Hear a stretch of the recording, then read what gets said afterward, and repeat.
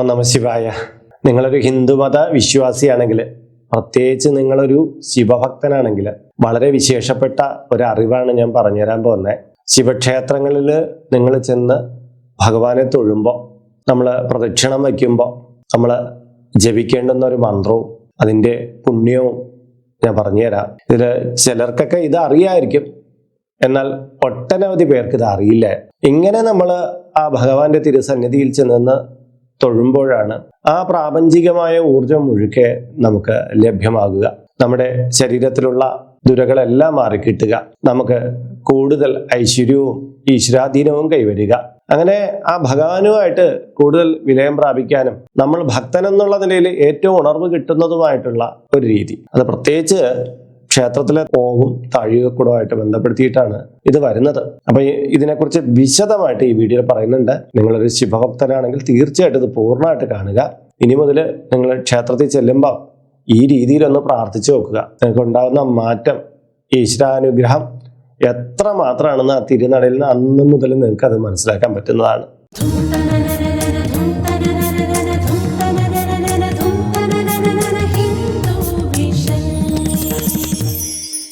നമസ്കാരം. ഹിന്ദു വിഷൻ ചാനലിലേക്ക് ഏവർക്കും സ്വാഗതം. ഞാൻ RJ അയ്യർ ഹരിചന്ദ്ര മഠം. ഇതിൻ്റെ കമൻറ്റ് ബോക്സിലും ഡിസ്ക്രിപ്ഷൻ ബോക്സിലും നമ്മുടെ വാട്സപ്പ് ചാനലിൻ്റെ ലിങ്ക് ഉണ്ട്. ഇത് ഹൈന്ദവ ആചാര സംബന്ധിയായിട്ടുള്ള കാര്യങ്ങൾ, മോട്ടിവേഷൻ സംബന്ധിയായിട്ടുള്ള കാര്യങ്ങൾ, ജ്യോതിഷ സംബന്ധിയായിട്ടുള്ള കാര്യങ്ങൾ നിത്യേന നിങ്ങളുടെ മൊബൈൽ ഫോണിലൂടെ അറിയിക്കുന്നതിന് വേണ്ടിയിട്ട് സംവിധാനം ചെയ്യപ്പെട്ടതാണ്. അപ്പോൾ അതിലേക്ക് പ്രവേശിക്കുക. മാത്രമല്ല, ഇതിൽ ജോയിൻ ചെയ്യുന്നവർക്ക് നിങ്ങളുടെ പിറന്നാളിന്, നിങ്ങളുടെ കുടുംബാംഗങ്ങളുടെ പിറന്നാളിന് സൗജന്യമായിട്ട് പുഷ്പാഞ്ജലി അർച്ചനകളൊക്കെ നടത്തി കിട്ടുന്നതാണ്. ഇത് മാത്രമല്ല, ഈ വീഡിയോ കണ്ടുകൊണ്ടിരിക്കുന്നവർക്ക് ഇതിൻ്റെ കീഴെ കമൻറ്റ് ബോക്സിൽ നിങ്ങളുടെ പേര്, നിങ്ങളുടെ വയസ്സ്, നിങ്ങളുടെ നക്ഷത്രം ഇവ രേഖപ്പെടുത്തിയാൽ ഇവിടെ നടക്കുന്ന ചില പൂജാ പ്രാർത്ഥനകളിൽ നിങ്ങളെ ഉൾക്കൊള്ളിക്കാനും കഴിയുന്നതാണ്. അതും പ്രയോജനപ്പെടുത്തുമല്ലോ. അങ്ങനെ ചെയ്യണമെങ്കിൽ ഈ വീഡിയോ ഒന്ന് ലൈക്ക് ചെയ്യുകയും ഒപ്പം തന്നെ ഈ ചാനലൊന്ന് സബ്സ്ക്രൈബ് ചെയ്യുകയും കൂടി വേണം. എങ്കിൽ മാത്രമായിരിക്കുമല്ലോ ഇതിലെ വീഡിയോകളൊക്കെ നിങ്ങൾക്ക് റെക്കമെൻഡേഷനായിട്ട് ലഭ്യമാകും. അപ്പോൾ നമുക്ക് വിഷയത്തിലേക്ക് വരാം. ശിവക്ഷേത്രം എന്ന് പറയുമ്പോൾ മറ്റു ക്ഷേത്രങ്ങളിൽ നിന്ന് ഇച്ചിരി വ്യത്യാസമൊക്കെ ഉണ്ട് കേട്ടോ. കാര്യം ഇവിടെ പൂർണ്ണ പ്രദക്ഷിണം ഇല്ല, അർദ്ധപ്രദക്ഷിണം മാത്രമേ ഉള്ളൂ. ഒരു 1/4 ഭാഗം വരെ പോയിട്ട് തിരികെ മടങ്ങി വരുന്ന രീതി. പണ്ട് ശിവക്ഷേത്രങ്ങളെ 1/4 വട്ടം എന്ന് പറഞ്ഞിരുന്നു. എവിടെ പോവുക എന്ന് ചോദിച്ചാൽ 1/4 വട്ടത്തിന് പോയി തൊഴാൻ പോവുക എന്ന് പറയുകയാണെങ്കിൽ അത് ശിവക്ഷേത്രത്തെ സൂചിപ്പിക്കുന്നു എന്നർത്ഥം. അങ്ങനെയായിരുന്നു. ഈ ശിവക്ഷേത്രത്തിന്റെ ഓവ് മുറിച്ച് കടക്കാൻ പാടില്ല എന്നാണ് വിശ്വാസം. അതുകൊണ്ട് തന്നെ ഓവിന്റെ അവിടെ ചെന്നിട്ട് മടങ്ങി വരികയാണ് ചെയ്യാറുള്ളത്. അങ്ങനെ പ്രദക്ഷിണം, അർദ്ധപ്രദക്ഷിണം, അപ്രദക്ഷിണം, സവ്യാപസവ്യം എന്നൊക്കെ പറയാറുണ്ട്. സവ്യം എന്ന് പറഞ്ഞു കഴിഞ്ഞാൽ പ്രദക്ഷിണം, അപസവ്യം എന്ന് പറഞ്ഞാൽ അപ്രദക്ഷിണം എന്നുള്ള രീതിയിലാണ്. ഭഗവാനെ തൊഴുത് പ്രാർത്ഥിച്ച് ഓവങ്കൽ ചെന്ന് നിന്ന് താഴികക്കുടം നോക്കി തൊഴുന്ന രീതിയാണുള്ളത്. നമ്മൾ ഈ താഴികക്കുടം നോക്കി തൊഴുമ്പോൾ എങ്ങനെയാ? സാധാരണ കൈകൾ കൂപ്പി മുകളിലേക്ക് നോക്കി തൊഴും, അതല്ലേ?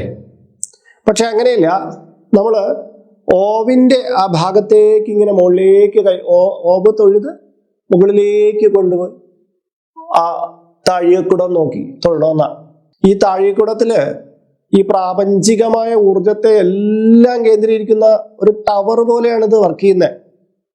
അത്രയ്ക്ക് പ്രാധാന്യമാണ് ഈ ശിവക്ഷേത്രത്തിന് മുകളില് താഴികക്കുടം. താഴികക്കുടം ഇല്ലാത്ത ക്ഷേത്രങ്ങളുണ്ട് കേട്ടോ.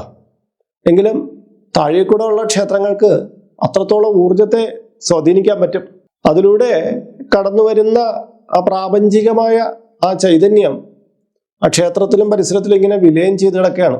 അപ്പൊ അത് നമ്മിലേക്ക്, നമ്മുടെ ഹൃദയചക്രത്തിലേക്ക് അത് നമുക്ക് സ്വീകരിക്കണമെങ്കിൽ ആ മന്ത്രധ്വനികൾ കൊണ്ട് തന്നെ നമ്മളത് സ്വീകരിക്കണം. ഇപ്പൊ ശിവക്ഷേത്രത്തില് നിങ്ങൾ എങ്ങനെയാ ഈ താഴികക്കുടം തൊഴുന്നത്?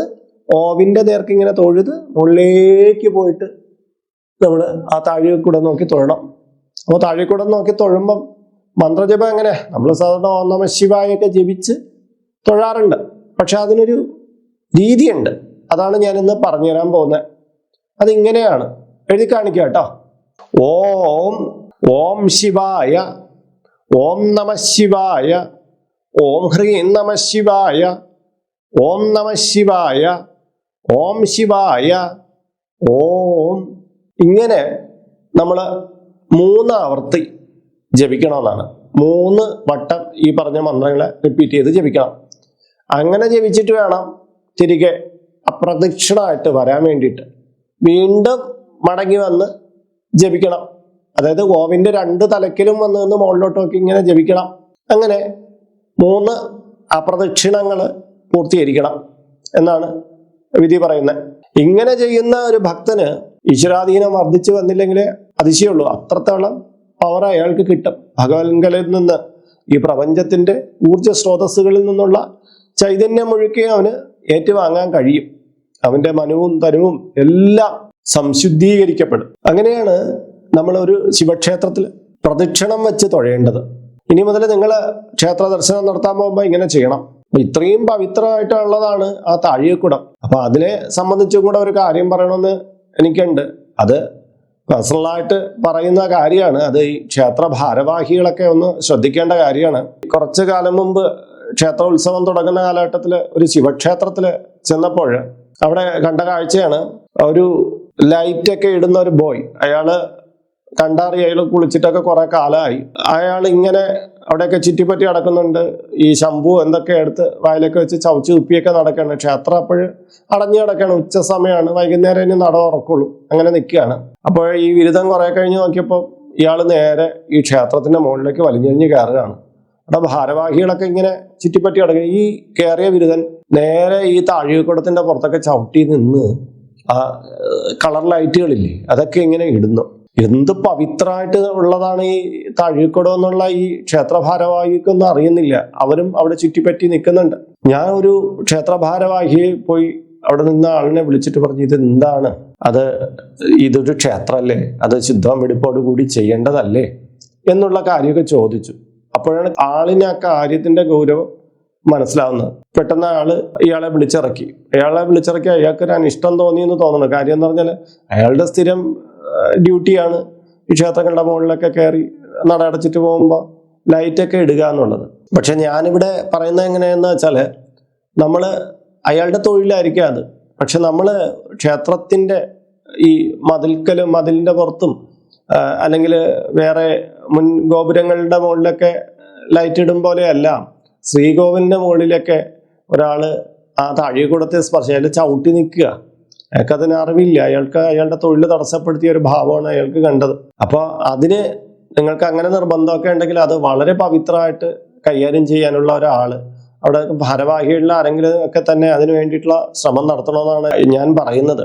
കാര്യം എൻ്റെ ക്ഷേത്രത്തിലെ തന്നെ പെയിന്റ് അടിക്കുന്നതിന് പോലും അവിടുത്തെ ക്ഷേത്ര ഭാരവാഹികളെയാണ് ഞാൻ നിയോഗിക്കാറുള്ളത്. അവര് തന്നെ 21 ദിവസം വ്രതം എടുത്ത് പെയിന്റ് അടിക്കാൻ കയറുന്നവർ എന്ത് ഭക്തിയോട് കൂടി കയറുന്ന ആ ഏണിയൊക്കെ ചാരി ആ ക്ഷേത്രത്തിൽ ചവിട്ടി ഒന്നും ഭംഗം വരുത്താതെ അങ്ങനെ വളരെ പവിത്രമായിട്ട് ഭക്തിയോടുകൂടിയാണ് അവർ ആ പെയിന്റ് ചെയ്യുന്നത്. സീരിയൽ ലൈറ്റൊക്കെ ഇടുന്നത് അവർ തന്നെയാണ്. അവർ വളരെ അതിലൊക്കെ പരമാവധി ആ ക്ഷേത്രത്തില് വൈദ്യുത അലങ്കാരങ്ങളല്ല ശ്രീകോവിലിന്റെ അവിടെ ഉപയോഗിക്കുക.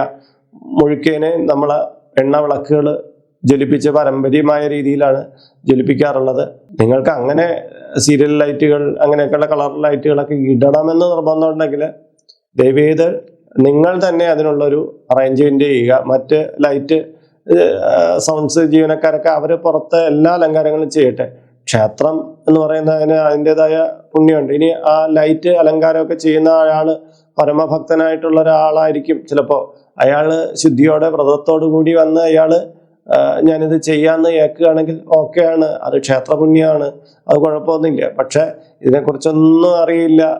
ഉത്സവപ്പറമ്പിൽ 3-4 ദിവസമായിട്ട് ഉത്സവത്തിന്റെ അതുമായിട്ട് അവിടെ കിടന്ന് ഉറങ്ങി ചിലപ്പം നേരെ ചൊവ്വ കുളിക്കാനോ ഒന്നും സൗകര്യമില്ലാത്ത ഈ ലൈറ്റ് ആൻഡ് സൗണ്ട്സ് ജീവനക്കാരുണ്ട്. അവരുടെ ഒരു ഗതികേടും കൂടെയാണ്. അവരവരുടെ തൊഴിൽ ചെയ്തുകൊണ്ടിരിക്കുകയാണ്. നമുക്ക് അവരുടെ അടുത്ത് പറയാൻ പറ്റില്ല, നിങ്ങൾ ഇത് വ്രതം എടുത്തൊക്കെ വന്ന് ചെയ്യണമെന്ന് പറയാൻ പറ്റില്ല. അവരുടെ അവസ്ഥയല്ലേ. അപ്പൊ നമ്മൾ തന്നെ അതിനുള്ള അങ്ങനെ ചെയ്യണമെന്നുള്ളത് നിർബന്ധപൂർവ്വം അത് കൂടി ചെയ്യണം.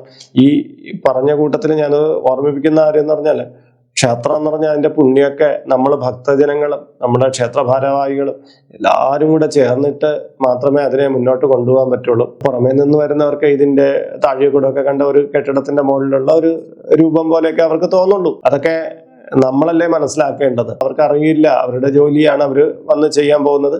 ഇല്ല, നമ്മുടെ ഇവിടെ ഇങ്ങനെയാണ്, ഞങ്ങളിത് ചെയ്തോളാം എന്ന് പറഞ്ഞ് അത് പവിത്രമായിട്ട് നമ്മൾ കൈകാര്യം ചെയ്യണം. ക്ഷേത്ര ഭാരവാഹികൾ അവരാണിത് ശ്രദ്ധിക്കേണ്ടത്. ഭക്തജനങ്ങൾ ഇതിങ്ങനെയൊക്കെയുള്ള കാര്യങ്ങൾ കാണുകയാണെങ്കിൽ ആ ഒരു കാര്യത്തെ നിരുത്സാഹപ്പെടുത്തണമെന്ന് ഈ ഒരു കാഴ്ച കണ്ടതോടുകൂടി എനിക്ക് പറയേണ്ടി വരുന്നുണ്ട്. അപ്പൊ അത് നിങ്ങളും കൂടി ശ്രദ്ധിക്കുമല്ലോ. അപ്പൊ ഇന്നത്തെ വീഡിയോ ഇവിടെ പൂർണ്ണമാവുകയാണ്. ഇതുമായി ബന്ധപ്പെട്ട നിങ്ങളുടെ അഭിപ്രായങ്ങൾ, നിർദ്ദേശങ്ങളൊക്കെ ഇതിന്റെ കീഴെ കമന്റ് ബോക്സിൽ രേഖപ്പെടുത്തണം. ഇതിൽ കാണുന്നത് എൻ്റെ വാട്സപ്പ് നമ്പറാണ്. ജ്യോതിഷ സംബന്ധമായതും പൂജാ സംബന്ധമായതുമായ അപ്പോയിന്റ്മെന്റിനാണ് ഇത് നൽകിയിരിക്കുന്നത്.